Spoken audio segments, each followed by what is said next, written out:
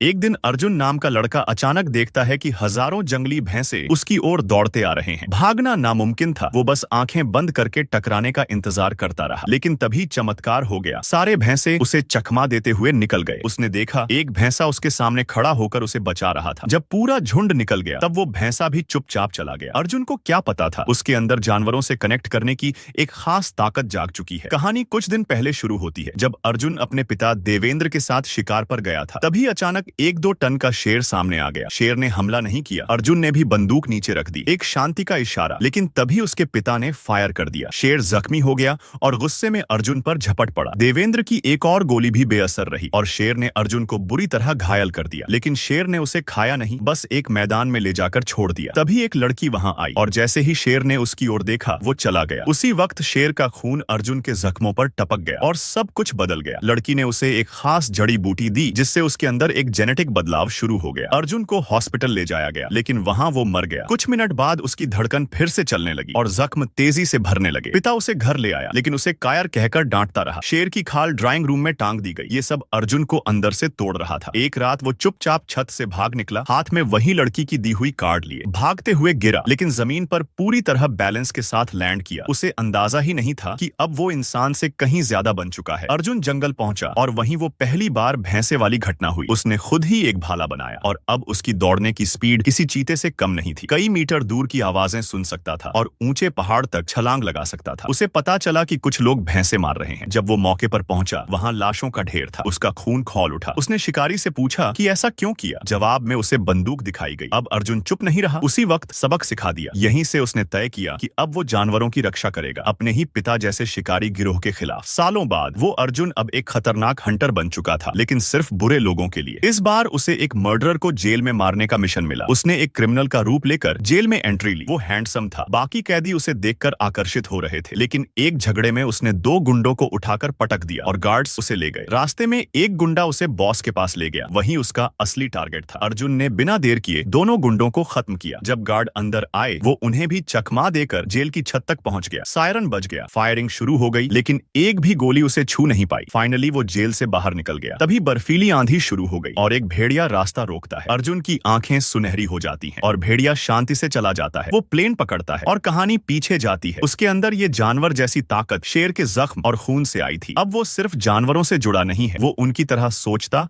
और महसूस भी करता है। एक दिन फिर कुछ शिकारियों ने सैकड़ों जंगली सुअर मार डाले और सींग ले भागे। अर्जुन बीच रास्ते में खड़ा हो गया। उन्हें बोला, सींग छोड़ो, जा सकते हो। पर गुंडों ने जवाब में गाड़ी चढ़ाने की कोशिश की। वो गाड़ी के नीचे से होते हुए ऊपर चढ़ गया और सबको खत्म कर दिया। अब उसने नंबर प्लेट याद कर ली। गुंडों का बॉस, जो खुद भी एक जानवर जैसा म्यूटेंट था, एलेक्स, उसे पता चल गया कि अर्जुन अब उसके पीछे है। दूसरी तरफ अर्जुन के पिता निखिल को भी ये सब पता चलता है और वो एक बड़े गैंग से गठजोड़ की कोशिश करता है। लेकिन बातचीत के बीच हमला होता है। निखिल किसी तरह जान बचाता है। बाद में उसे एक हार्ड ड्राइव दी जाती है जिसमें खुलासा होता है कि वो रहस्यमय हंटर असल में उसका अपना बेटा अर्जुन ही है। अब एलेक्स एक कदम आगे बढ़कर अर्जुन को खत्म करने की प्लानिंग करता है। इधर अर्जुन अपने भाई के घर पहुंचता है। दोनों मिलते हैं, इमोशनल सीन होता है। लेकिन अगली सुबह भाई किडनैप हो जाता है। अर्जुन छत से कूदकर उसका पीछा करता है, सीधा हाईवे पर। भागते भागते ब्रिज पर चढ़ता है, गाड़ी के ऊपर पहुंचता है और विंडशील्ड तोड़ने की कोशिश करता है। ड्राइवर कार झटकता है, लेकिन अर्जुन हैंडल पकड़कर खुद को बैलेंस करता है। तभी एक फाइनल टक्कर होती